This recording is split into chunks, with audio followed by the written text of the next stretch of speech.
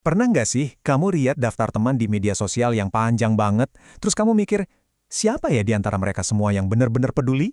Nah, kali ini kita bakal bahas sebuah ide yang, wow, bisa jadi bakal mengubah cara kamu memandang pertemanan selamanya. Ini dia, ironi besar di zaman kita sekarang. Ratusan, bahkan ribuan koneksi online, tapi kok kita malah bisa ngerasa lebih kesepian dari sebelumnya? Kenapa ya? Ada jurang yang dalam banget antara jumlah teman dan kualitas hubungan kita. Yuk kita bedah bareng-bareng. Biar gampang, kita akan lewatin 5 bagian. Pertama, soal paradoks teman di medsos. Terus kita bandingin kualitas versus kuantitas. Ketiga, kita uji apa sih persahabatan sejati itu. Keempat, gimana caranya jadi sahabat yang tulus. Dan terakhir, kita akan sampai pada kesimpulan, kalau satu sahabat sejati itu ternyata udah lebih dari cukup. Oke, kita masuk bagian pertama. Paradoks teman media sosial. Pertanyaannya simpel tapi dalam. Kenapa makin banyak koneksi online, kok malah bikin kita ngerasa makin jauh dari hubungan yang beneran nyata? Ya, dapat like sama komen emang seneng sih sesaat, siapa sih yang enggak?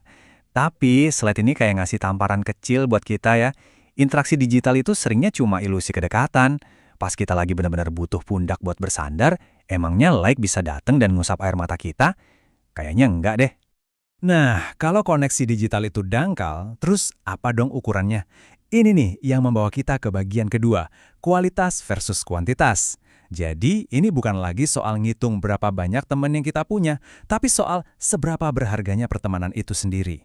Coba dia lihat perbedaannya. Jelas banget kan? Di satu sisi ada teman banyak. Mereka tuh kayak tamu di pesta. Datang pas lagi senang-senang aja, pas lagi ada maunya. Nah, di sisi lain ada sahabat tulus. Mereka ini ibarat payung pas kita lagi kehujanan badai. Selalu ada nemenin di masa paling sulit. Coba tanya diri sendiri, mana yang benar-benar kamu butuhin?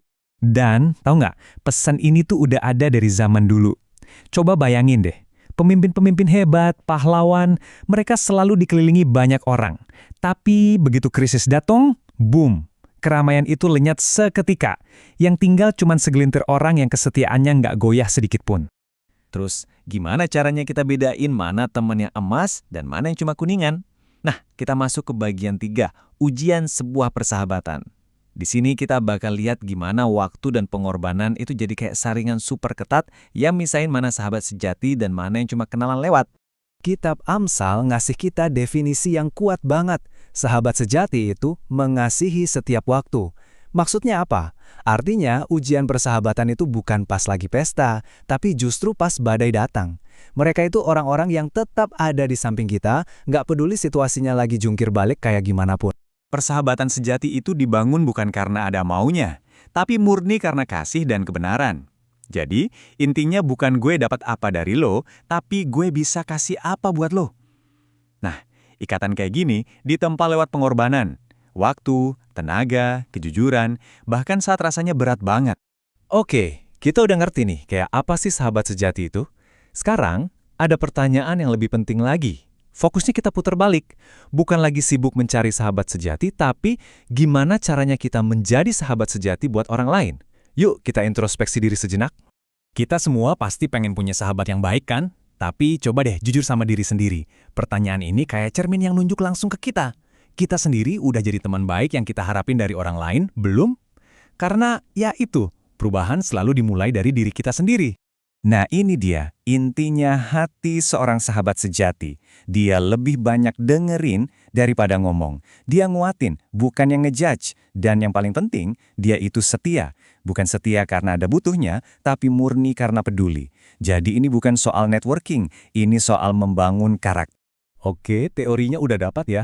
Sekarang bagian yang paling penting, prakteknya gimana? Gimana caranya kita ubah semua wawasan ini jadi tindakan nyata? Nah, di bagian kelima ini, kita akan bahas langkah-langkahnya. Langkahnya simpel, tapi dalam banget. Pertama, evaluasi. Coba deh lihat lagi inner circle kamu.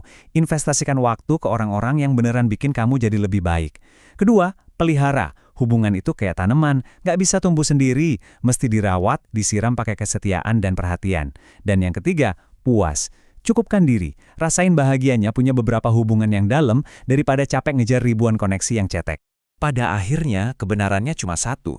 Satu sahabat yang tulus itu jauh-jauh lebih berharga daripada 1000 kenalan. Ibaratnya, satu pohon berakar kuat itu lebih baik daripada 1000 semak belukar. Energi yang kamu pakai buat ngerawat satu persahabatan sejati, hasilnya bakal jauh lebih luar biasa. Jadi, sebagai penutup, coba deh renungin ini sebentar. Di tengah riuhnya ribuan suara di sekeliling kamu, suara siapa sih yang benar-benar jadi penopang buat kamu? Dan pertanyaan yang lebih penting lagi, apakah kamu sudah jadi suara penopang itu untuk orang lain? Pikirkan baik-baik.